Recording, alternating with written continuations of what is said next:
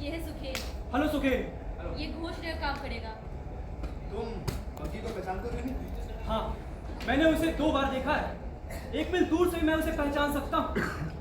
मैं उसके एक एक हिस्से से वाकिफ हूँ, जैसे कि उसकी बाई तरफ वाली खिड़की चटकी हुई है। और पुलिस? पुलिस वो तो हर जगह है। बातचीत है मेरी, खर्चा पानी देता हूँ मैं उनको। और मदन की खबर पक्की है? गवर्नर इसी हफ्ते क्लब जाएगा। मदन को सही तारीख का पता नहीं, लेकिन वो चौकीदार तक खबर छुड़वा जाएगा। ओ देविका, क्या किस्मत है हमारी। तुम्हारे वो कबाड़ी वाले कपड़े कहाँ गए? आज तो अच्छे कपड़े पहने तुमने। काफी स्मार्ट दिखते हो। तुम्हें जाने हाँ, मुझे उस पर काफी नाज है। 2 महीनों तक मैंने कबाड़ियों को काम करते हुए देखा, फिर 1 महीने मैंने रिहर्सल की। उन्हें तो इस पे यकीन भी नहीं। वो तो कहते हैं कि मैं गवर्नर की बग्गी कबाड़ खाने खरीद ले जाऊंगा। वो तो मुझसे इस धंधे का गुण सीखना चाहते हैं। हम वक्त बर्बाद कर रहे हैं उनका। हाँ। मुझे अभी नीचे जाके मदन से मिलना चाहिए। देविका, क्या तुम नीचे जाओगी? हाँ, मदन को बख्शीश देना मत भूलना। फिर विवाद सामान इकट्ठा करने में तुम्हारी मदद करेगा। चलो देविका। ओंकार, पहला बम मैं फेंकूंगा।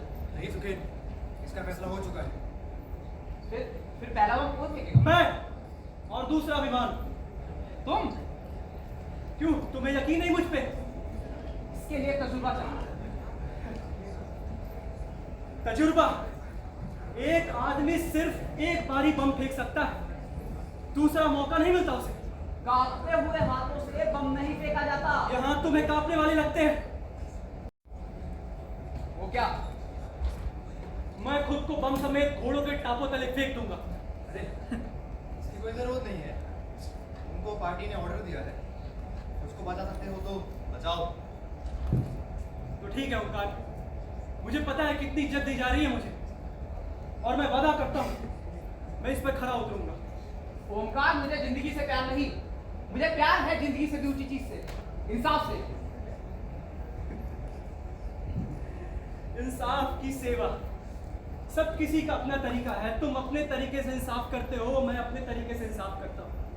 और अपने अलग अलग तरीके को क्यों ना मान लिया जाए, और करना ही है तो एक दूसरे से क्यों ना प्यार करें। ये नहीं हो सकता। तो फिर यहाँ तुम क्यों खड़े हो? चले जाओ। मैं उस जालिम का कत्ल करने आया हूँ, उससे प्यार करने या उसकी शख्सियत के इल्जाम पे बहस करने के लिए नहीं। उस जालिम का कत्ल तुम अकेले नहीं कर सकते, तुम्हें हमारी मदद चाहिए। वही तुम्हारे काम को जायज ठहराएगा। मुझे किसी की जस्टिफिकेशन की जरूरत नहीं है। बग्गी को पकड़ो। पागल हो गए हो क्या? भूल गए हो हम साथ में काम क्यों कर रहे हैं? बर्बरता को खत्म करने के लिए, लोगों को आजाद कराने के लिए। हमको इकट्ठा ही कत्ल करना होगा, साथ मिलकर। आओ सुखेल, हमें अपना इशारा तय कर लेना चाहिए। बुरा मत मानो बीबी, सुखेल ने बहुत झेला। ऐसा ओंकार, सुखेल ने मेरी बेइज्जती की है। क्या हुआ? कुछ नहीं। क्या हुआ गुमी? अभी हमें मिले कुछ दिन नहीं हुआ और हमारे बीच झड़प हो गई। सुखेल मुझे पसंद नहीं करता देविका। सुखेल तो किसी को पसंद नहीं करता। हर लम्हा, हर एक दिन मैंने सिर्फ इसी लम्हे का इंतजार किया है, और मुझे ये भी पता है कि गवर्नर की मौत की जगह मेरी मौत भी होगी। मैं अपनी बम क्यों फेंकना चाहता हूँ? अपने आदर्शों पर कुर्बान होने के लिए। वही मेरे काम को जायज ठहराएगा। मैं किसी तरह मरना चाहती हूँ। इससे अच्छी बात क्या होगी? रात में पुआल के ढेर पर लेटे हुए मुझे बस एक ही ख्याल आता है कि उस जालिम का कत्ल करके मैं भी कातिल बन जाऊंगा। लेकिन फिर मुझे ध्यान आता है कि मैं भी तो मरने वाला हूँ। फिर मैं मुस्कुरा उठता हूँ और एक बच्चे की तरह सो जाता हूँ। ऐसे ही होना चाहिए बिमी, कत्ल करना और वहीं मर जाना। लेकिन मैं सोचती हूँ उससे बड़ी एक खुशी है, फांसी का तख्ता। कत्ल करना वहीं मर जाना, इसमें कुछ अधूरापन है। और वहीं उस लम्हे और फांसी के तख्ते में आसमां जैसी अनंतता है देविका। लेकिन बम फेंकना और फांसी के तख्ते पर चढ़ना, ये तो दोहरा मरना हुआ। हम एक बार मारते हैं, 2 बार खुद भी मरते हैं। वाकई ये तो दोहरा मरना है। देविका अब हम पर कोई उंगली नहीं उठाएगा। लेकिन देविका तुम चुप क्यों हो? बताओ मुझे। मैं भी तुम्हारी बहुत मदद करना चाहती हूँ, लेकिन क्या? नहीं, बताओ मुझे, मुझ पर यकीन नहीं। मुझे अपने आप पर यकीन नहीं है। जब से घोष मरा है, मेरे दिमाग में अजीब अजीब ख्याल आने लगे हैं। आगे क्या मुश्किलें होंगी, इसके बारे में मुझे नहीं कहना चाहिए। मुश्किलें मुझे पसंद है देविका। अगर तुम मेरी इज्जत करती हो तो बताओ। मुझे मालूम है कि तुम बहादुर हो, लेकिन यही बात मुझे परेशान करती है। तुम उत्तेजित होकर हंसते हो, चल पड़ते हो। आखिरकार ओंकार, मैं कत्ल करूंगा।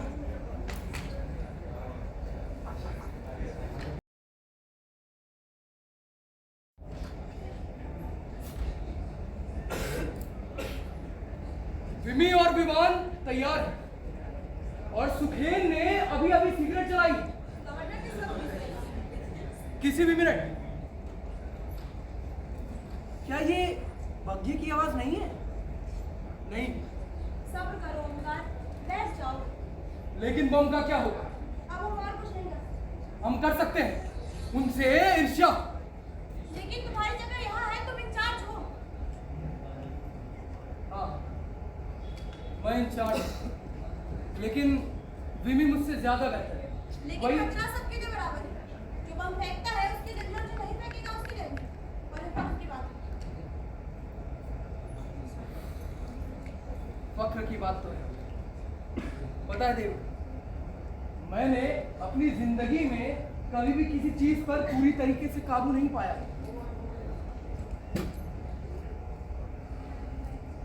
मुझे अपनी पुरानी जिंदगी पे बहुत ज्यादा अफसोस है। वो खुशहाल जिंदगी,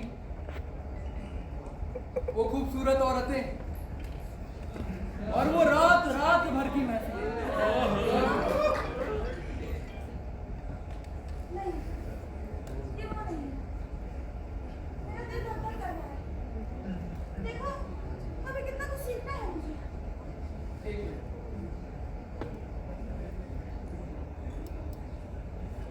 सुखेन इशारा कर रहा है, वो क्लब की तरफ आ रहा है।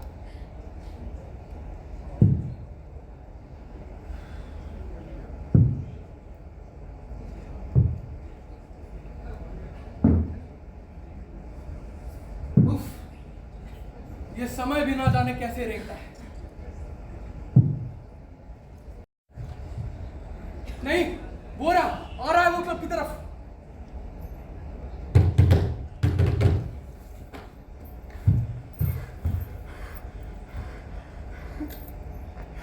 ओंकार, मुझे माफ कर दो। मैं नहीं कर पाया। ठीक है, ठीक है। लेकिन हुआ क्या? ऐसा कई बार होता है, ऐसे मौके पे गड़बड़ हो जाती है। नहीं, मुझे यकीन नहीं हो रहा है। इसे छोड़ दो। तुम पहले नहीं हो बेबी। बहुत से पहली बार में तुम नहीं फेंक पाया था। क्या तुम डर गए थे? डर मुझे हक नहीं। तो गवर्नर की गाड़ी में बच्चे थे। बच्चे? हाँ, लेकिन उसका भतीजा और भतीजी। लेकिन मदन ने तो कहा था कि गवर्नर अकेला होगा। उसकी बीवी भी थी। शायद हमारे कवि के लिए बहुत बड़ा बोझा होगा ना ये। अच्छी बात तो ये है कि पुलिस को पता नहीं चला। सुखेन, मैंने कभी सोचा नहीं था कि ये सब इस तरह होगा। बच्चे नहीं, बच्चे नहीं। उनकी ईमानदार और पाक साफ आंखों को पता नहीं, मैं उनका सामना नहीं कर सकता। एक लम्हा पहले मैं कितना खुश था। उस गली की मोड़ पे खड़ा हुआ, जैसे ही मैंने दूर से बग्घी की चमकती हुई रोशनी देखी, मेरे दिल की रफ्तार तेज हो गई। खुशी से, हाँ खुशी से। जैसे जैसे पहियों की आवाज पास आती गई, मेरे दिल की रफ्तार भी तेज होती गई। जी चाहा मैं खुशी से हवा में झूमने लगूं और चिल्लाता जाऊं, हाँ तुम समझते हो, तुम समझते हो।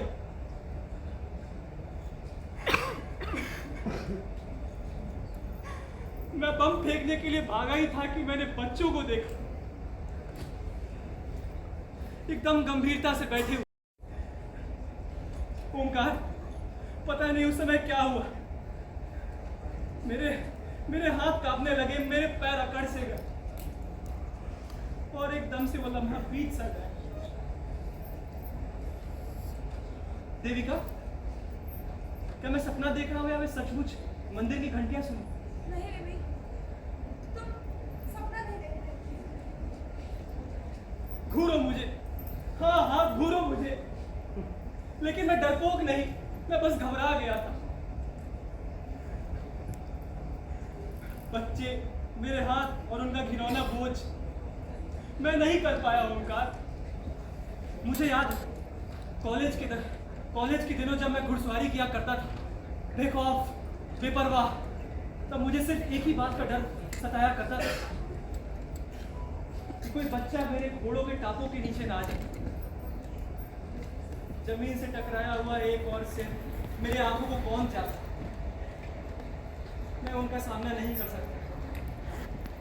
मैं खुदकुशी करने जा रहा था, फिर मुझे ध्यान आया कि मेरे जीवन पर सिर्फ पार्टी का हक है।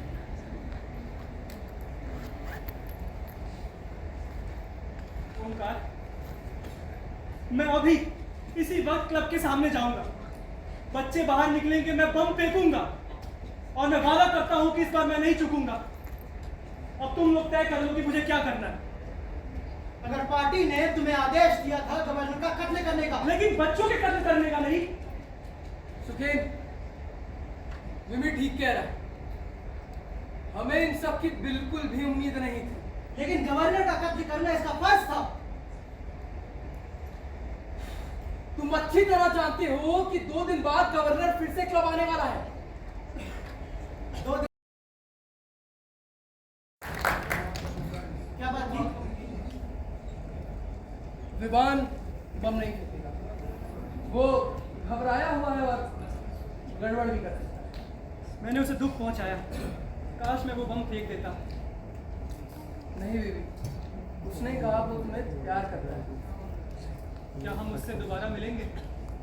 शायद, लेकिन अभी नहीं। क्यों? क्योंकि कमेटी को उसकी ज्यादा जरूरत है।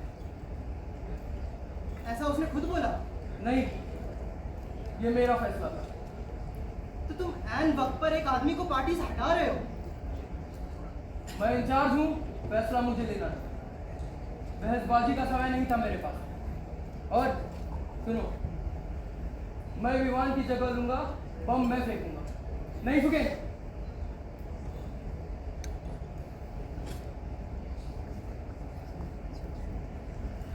मगर यहाँ पर रहना आपका फर्ज है, आप हमारे लीडर हैं। मैं जानता हूँ सुखीन, और एक लीडर का फर्ज ये भी होता है कि वो बुज़दिल बन के खड़ा रहे समय आने पर, ताकि वो अपना हौसला दिखा सके। और वक्त आने पर तुम मेरी जगह लोगे सुखीन। आओ अपना काम करो।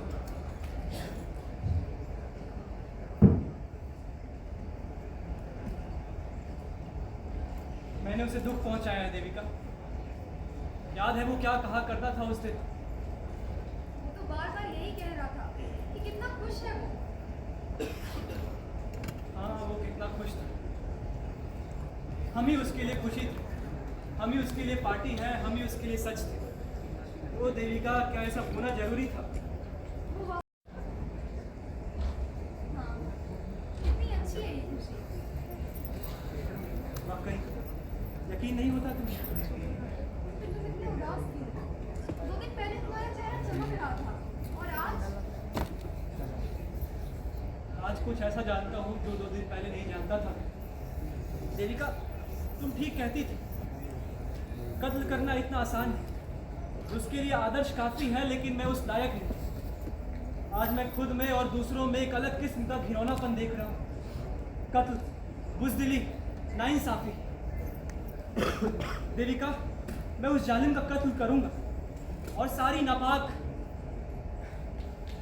हरकतों से मैं ऊंचा उठ जाऊंगा। ऊंचा? इससे ऊंचा तो कुछ भी नहीं। है वहाँ प्यार है। प्यार? नहीं, प्यार की कोई जरूरत नहीं। ऐसा तुम कह रही हो देविका? कितना खून खराबा, कितनी हैवानियत है यहाँ। जिन लोगों के दिलों में इंसाफ की तमन्ना होती है, उन्हें प्यार करने का कोई हक नहीं होता। वो मेरी तरह होते हैं, सर ऊंचा किए, नजरें मंजिल की तरफ। ऐसे हालात में प्यार की गुंजाइश कहाँ है? प्यार सर को झुका देता है, हमारे सर ऊंचे रहने चाहिए। देविका, मैं तुमसे प्यार करता हूँ देविका।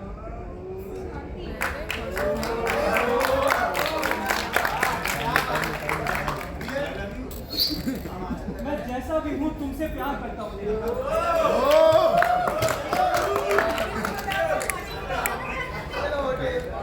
मैंने तो यही बोला कि अंकल मैं देविका, टीचर का कॉल नहीं लग रहा। मैं तुम्हें मुझे भी कॉलेज में इंसाफ और मतलब पार्टी को नेटवर्क के अलग अलग कारण नहीं समझता।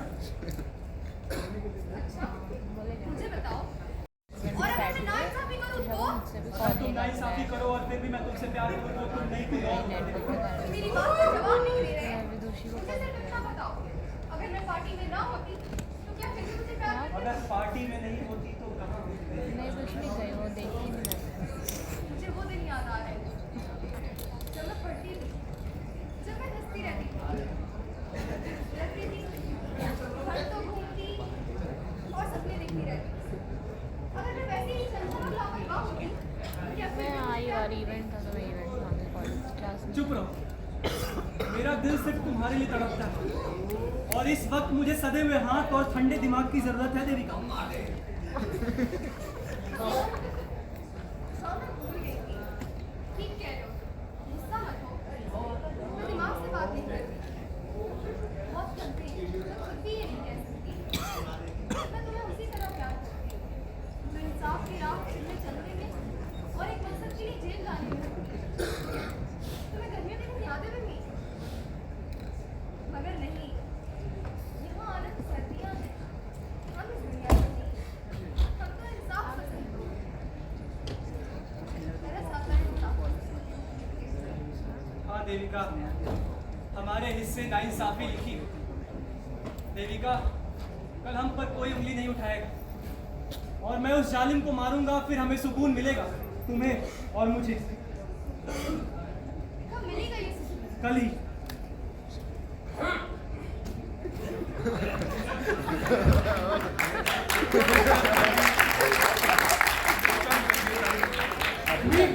तैयार हो? हाँ ओमकार, मैं तैयार हूँ।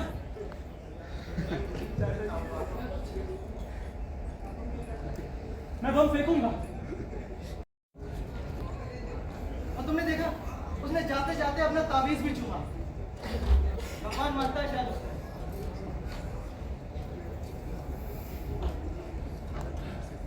प्यार करती हो तुम उससे? प्यार,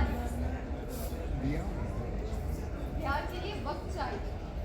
हमारे पास तो इंसाफ के लिए भी वक्त नहीं। ठीक कहती हूँ। अभी तो बहुत कुछ करना है। अभी इस हुकूमत को तहस नहस करना है और उसके बाद वो लोग दूर दूर तक नजर नहीं आ रहे, शायद वहां पहुंच गए होंगे।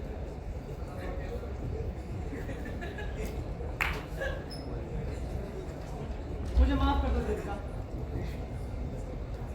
शायद मैं बहुत थक गया हूँ। ये प्यार करने की ताकत कहाँ से आती है? कम से कम नफरत करने की ताकत तो है। कुछ ना महसूस करने से तो बेहतर ही है।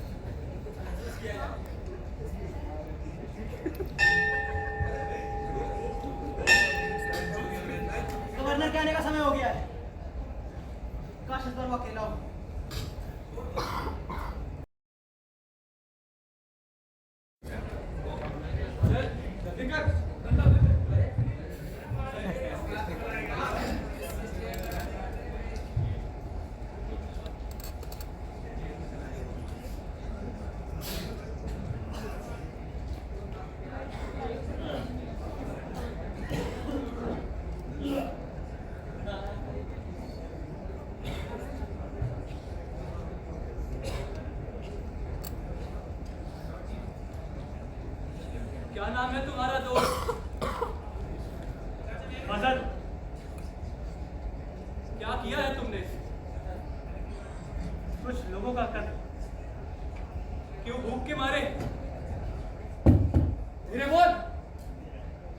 के मारे नहीं, प्यास के। कैसे किया तुमने? वहाँ एक कुल्हाड़ी रखी थी और मैंने 3 लोग का कत्ल कर दिया। ये यही कहते हैं ना, क्यों बड़े बाबू, अब आप हमको अपना दोस्त नहीं कह रहे, भाव पड़ गए क्या? मैंने भी कत्ल किया। कितनों का? एक आदमी का। सिर्फ एक? ये तो कुछ भी नहीं।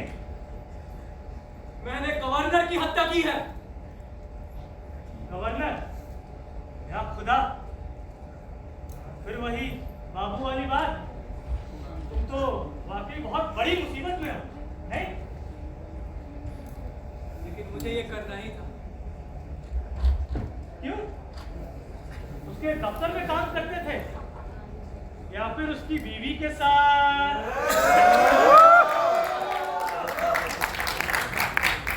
क्यों?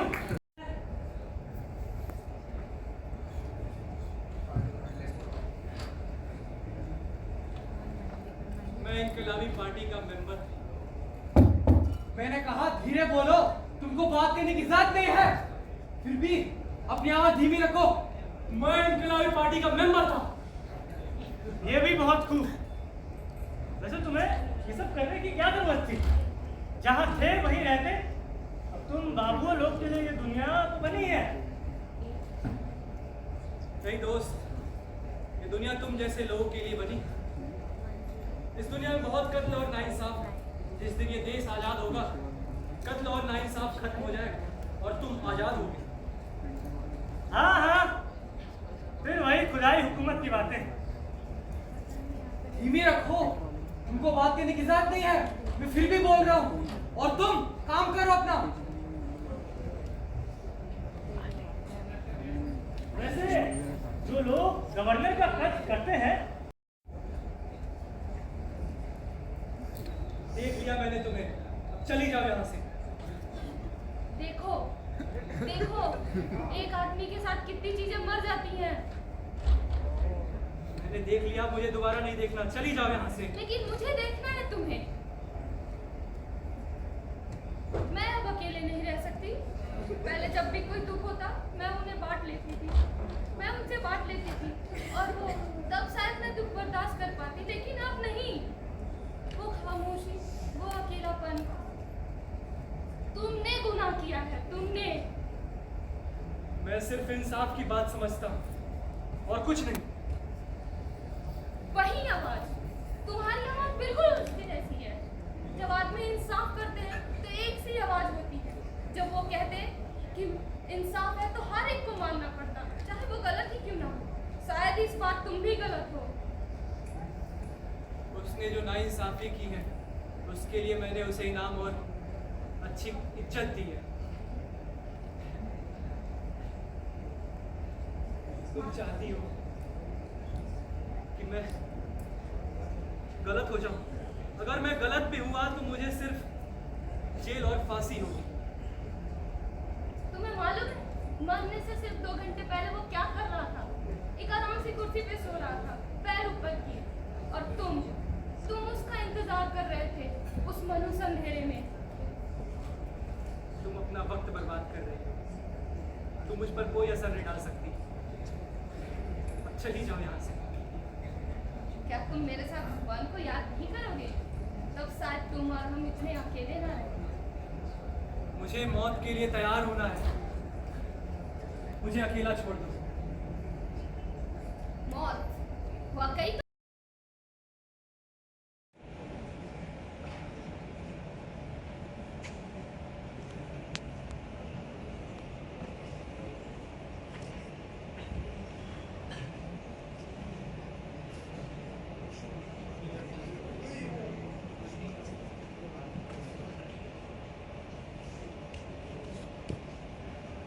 वो गवर्नर की बीवी से क्यों मिला? और तो और वो कह रहा है कि उसे इस बात का पछतावा है। हम किस बात पर यकीन? हम जानते हैं कि उसने मुकदमे में क्या बयान दिया था और खत में क्या लिखा था। कि उसने नहीं कहा था, उसे बस एक ही बात का अफसोस है, उसे एक और जिंदगी नहीं मिली। नाइंसाफी के खिलाफ लड़ने के लिए। ऐसा आदमी माफी की अपील कर सकता है क्या? नहीं।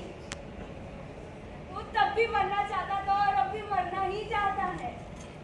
उसने जो कुछ किया उसे झुठलाया नहीं जा सकता। नहीं देविका, ये गलत है। हमने आज तक उसको शक नहीं किया। नहीं किया? ठीक है, शायद तुम ही ठीक कह रहे हो, लेकिन अब क्या फर्क पड़ता है? आखिरकार तो पता चल ही जाएगा। मगर दीवान तुम वापस क्यों आ रहे? उसकी जगह लेके। जब मैंने उसको बुलाया सुना, मुझे कितना फख्र महसूस हुआ था। मेरी आंखों में आंसू आ गए थे। याद है उसने क्या कहा था कि इस दुनिया में नाइंसाफी के खिलाफ अगर मरना पड़े तो वो सबसे पहला विरोध होगा। मैंने पढ़ा और मेरे हाथ कांपने लगे। उसे हमेशा से एक पवित्रता की खोज थी।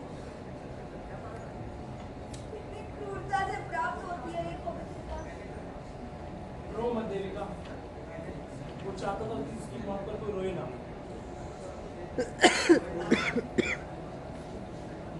मैं हमेशा करता रहा। जब मुझे पता चला कि उसकी फांसी की सजा हुई है तो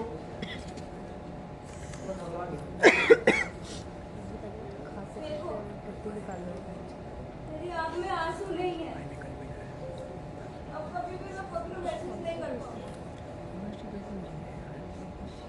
मुझे गलत मत समझना देविका। मैं खुद चाहता हूँ बीवी जिंदा रहे। हमें जरूरत है उन जैसे लोगों की। लेकिन वो तो जिंदा रहना ही नहीं चाहता। इसलिए हमें भी चाहिए कि हम उसकी मौत चाहें। पागल हो गई हो क्या तुम देविका? मैं जानती हूँ मुझे एक ही चीज से चैन पड़ सकता है, मर के। मुझे मरने दो, मगर जल्दी। मैं जा रहा हूँ ओंकार। मदन इंतजार कर रहा होगा। चलो विमान। हाँ, जल्दी वापस आना। अभी कुछ ही समय में हमें सब कुछ पता चल जाएगा। ओंकार, देविका का ख्याल रखना।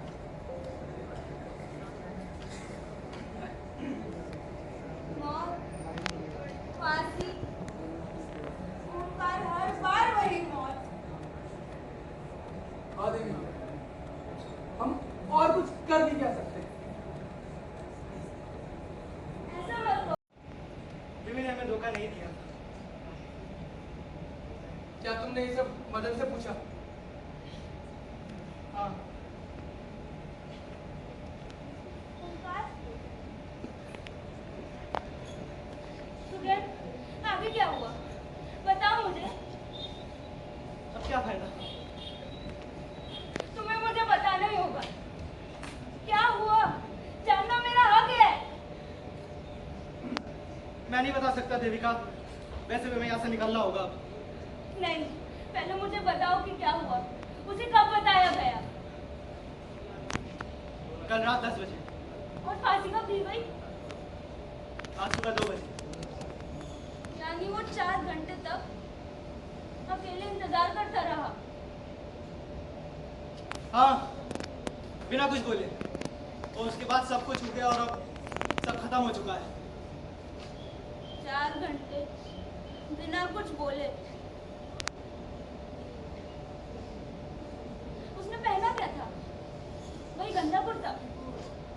नहीं, काले कपड़े। क्या वहाँ बहुत ठंड थी? वहाँ बहुत अंधेरा था। फिर अचानक से बारिश हुई और ढलान पर कीचड़ सा हो गया था। वो काम रहा था क्या?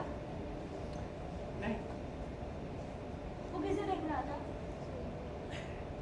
मदन ने कहा कि वो सबको देख रहा था, लेकिन जैसे सचमुच में नहीं देख रहा था। फिर बस देविका बहुत हो गया। मुझे जानना है सुखे। कुछ नहीं कहा फिर उसकी मौत तो मेरी है। और फिर उसे सजा पढ़कर सुनाई गई। जब सजा पड़ी जा रही थी तब वो क्या कर रहा था? मदन ने कहा कि वो अपने पैर पर लगी जरा सी मिट्टी को साफ कर रहा था। जरा सी मिट्टी? तुम इतना सब कुछ कैसे जानते हो सुकेन? क्या तुमने ये सब मदन से पूछा? क्यों? रिमी और मेरे बीच कुछ था। क्या मतलब? आगे क्या हुआ? मैं रिमी से ईर्ष्या करता था। आगे क्या हुआ सुखदेव? बताओ मुझे। फिर जब उससे उसकी आखिरी ख्वाहिश पूछी गई तो उसने बोला कि मैं तुम्हें बता चुका हूँ, मेरे लिए जिंदगी का कोई मायने नहीं है, मैं मौत को कबूल कर चुका हूँ। उसकी आवाज कैसी थी? हमेशा की तरह, बस तनाव थोड़ा कम था और ठहराव थोड़ा ज्यादा। वो खुश तो था ना? अपने आप को संभालो देविका, पागल हो गई हो। मैं जानती हूँ वो खुश था। कितनी नाइंसाफी है कि जिंदगी को नकारने के बाद भी मौत में खुशी ना मिले। हाँ, वो खुश था। और उसके बाद दूर किसी के गाने की आवाज आने लगी और फिर एक कुत्ता भौंका और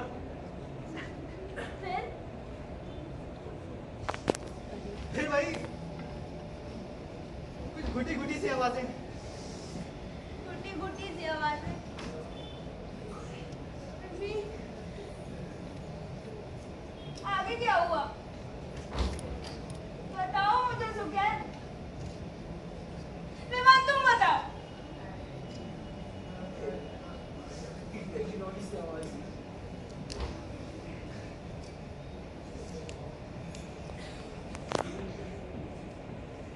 बम मुझे फेंकने दो इस बार। अगला बम और पहला बम मैं ही फेंकूंगी। नहीं देविका, हम औरतों को बम फेंकने नहीं देते। क्या यहाँ मैं औरतों की तरह नहीं हूँ? ओमकार, उसे करने दो।